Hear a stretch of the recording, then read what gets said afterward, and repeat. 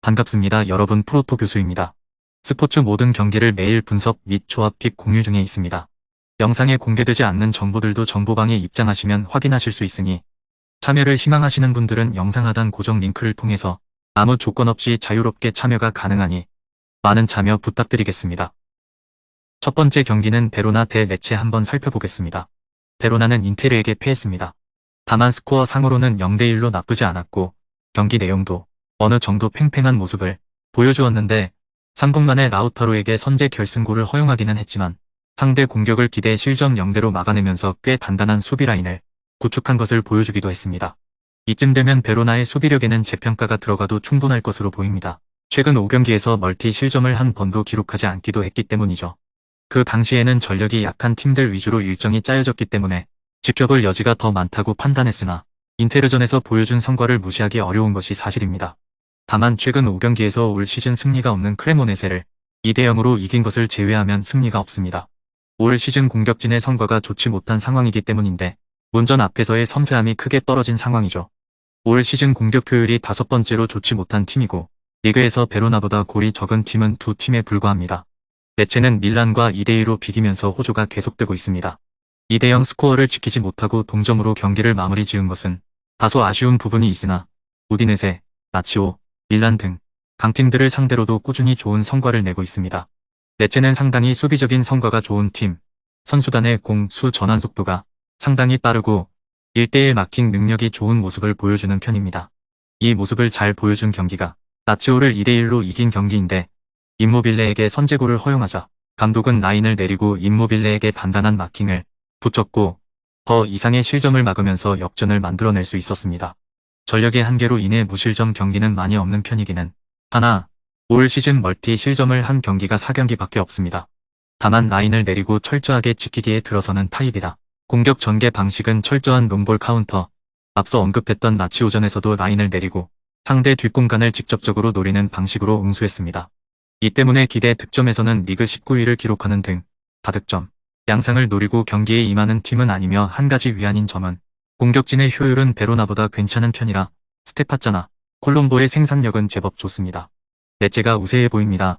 두 팀의 무실점 비중은 서로 낮은 편이기는 하나 레체는 멀티 실점 빈도가 적은 편이고 수비력을 바탕으로 라치오와 우디네세에게 승점 4점을 따내는 등 수비가 오히려 전력에 비해 좋은 편으로 분류하는 것이 옳다고 보여집니다.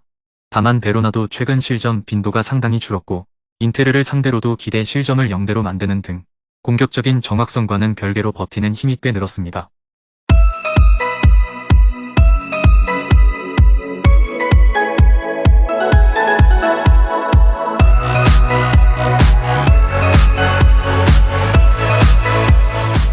두 번째 경기는 살레르니타나 대 나폴리 한번 살펴보겠습니다.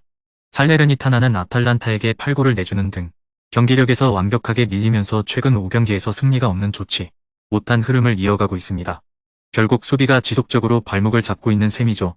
올 시즌 박스 안에서 PK를 내주는 빈도가 가장 많고 득점 문제가 심각한 토리노에게도 2골이 넘는 기대 실점을 기록하는 모습입니다. 이를 감안하면 늘 라인을 올리고 공격적으로 상대를 몰아붙이는 나폴리에게도 크게 당할 확률을 배제할 수 없습니다. 나폴리가 로테이션을 지난 경기에서 상당히 돌렸기 때문에 온더블 능력이 좋은 공격진 선수들이 FUL에 충전된 상태로 나온다는 점도 우려스럽습니다.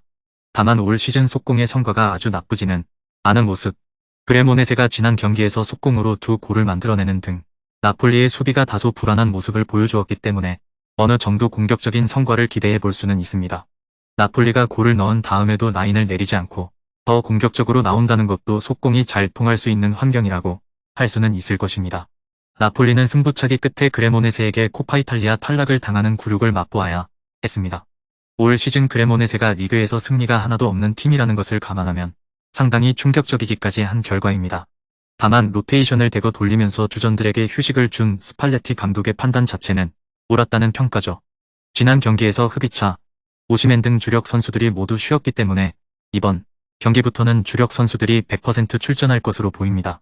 올 시즌 주요 포메이션을 바탕으로 전방에서 트라이앵글을 만드는 유려한 패스 무브가 다시 힘을 받을 수 있는 상태입니다. 앞서 언급한 대로 살레르니타나의 박스안 수비 능력이 좋은 편이 아니기 때문에 꾸준히 라인을 앞선에서 유지하는 나폴리가 다득점에 성공할 확률이 높죠. 지난 경기에서 2실점을 거두면서 높은 라인으로 인한 속공 대처 능력이 도마 위에 오르기는 했지만 지난 경기에서는 김민재가 출전하지 않는 등 주전 센터백들이 모두 선발 출전하지 않았던 상황이었습니다. 그만큼 나폴리가 스쿠데토를 위해서 수비의 해까지 쉬게 해줄 정도로 리그에 집중하고 있다는 것, 높은 라인 때문에 실점 리스크가 있기는 하지만 기동성이 좋은 김민재가 실점 가능성을 상쇄해줄 가능성이 높습니다. 나폴리의 승리가 유력합니다. 늘 라인을 올리는 나폴리의 특성상 살레르니타나의 속공이 다소 부담스럽기는 하지만 휴식을 부여받은 주전 선수들이 총출동의 살레르니타나의 약한 수비진을 공략하는 방식으로 대응할 것입니다. 나폴리의 지난 경기 불안했던 수비도 김민재가 출전한다면 속공 상황에서 실점 가능성을 크게 줄일 수 있습니다. 나폴리가 골을 넣은 상황에서도 지키기보다는 공격적으로 나선다는 점도 고려해야 합니다.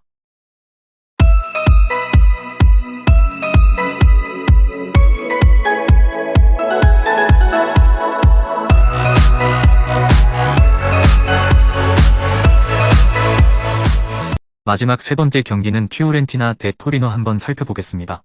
피오렌티나는 로마에게 0대2로 패하면서 상위권 팀을 상대로 약한 모습을 보여주었던 징크스에서 벗어나지 못했습니다. 전반적으로 수비가 안정적으로 굴러가는 팀에게는 약한 모습을 보이는데 올 시즌 요비치 등 주력 공격수들의 결정력이 그렇게까지 만족스럽지는 않다는 점이 발목을 잡고 있습니다. 문제는 토리노의 수비 라인은 상당히 안정적으로 굴러가고 있는데 강한 전력을 가지고 있다고 보긴 어렵지만 압박으로 전방부터 상대의 빌드업을 무력화시키려는 시도를 자주 보여주는 팀입니다. 올 시즌 피오렌티나의 플랜은 자신들이 중원에서 볼을 점유하면서 천천히 득점 찬스를 만드는 방식이라 토리노의 압박에 후방 빌드업의 정확성이 무뎌진다면 자연스럽게 전방 자원들도 고립되는 양상이 나올 것입니다. 토리노의 공격적인 성과가 시원치 못하다는 점은 호재라고 할 수는 있을 것입니다. 라인을 올리고 공격적으로 플레이하는 피오렌티나의 특성상 뒷공간 노출이 항상 문제가 될 수밖에 없는데 토리노가 과감함보다는 안정성을 택하고 있어 약점이 크게 노출되지는 않을 것으로 보입니다. 토리노는 스페치아에게 0대1로 패하면서 일격을 당했습니다.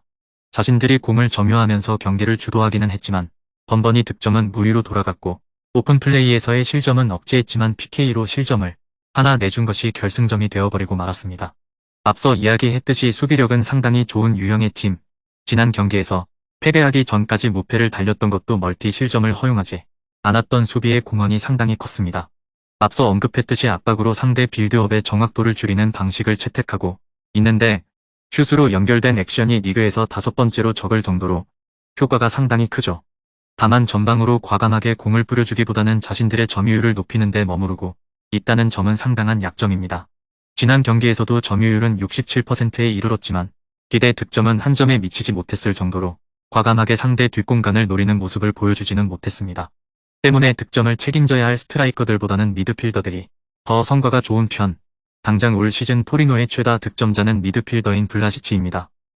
양 팀의 공격진이 힘을 받기 어려운 환경이라 고배당을 노린다면 무승부를 택할 수 있겠지만 가장 확률을 높일 수 있는 방법은 스코어 접근입니다. 언더를 우선적으로 고려해야 할 매치로 보여집니다. 금일 경기들은 이렇게 알아보았습니다. 좀 더 다양하고 많은 정보를 원하시는 분들은 영상 하단 댓글에 링크 클릭 후 문의하시면 아무런 조건 없이 정보방 입장 가능하니 입장하셔서 정보 받아보시길 바라겠습니다. 그리고 영상에서 리뷰하지 않은 디테일한 정보와 조합픽은 매일 교수 정보방에서 공유하고 있으니 꼭 참여해보시길 권장드리며 이번 영상은 여기까지 하겠습니다.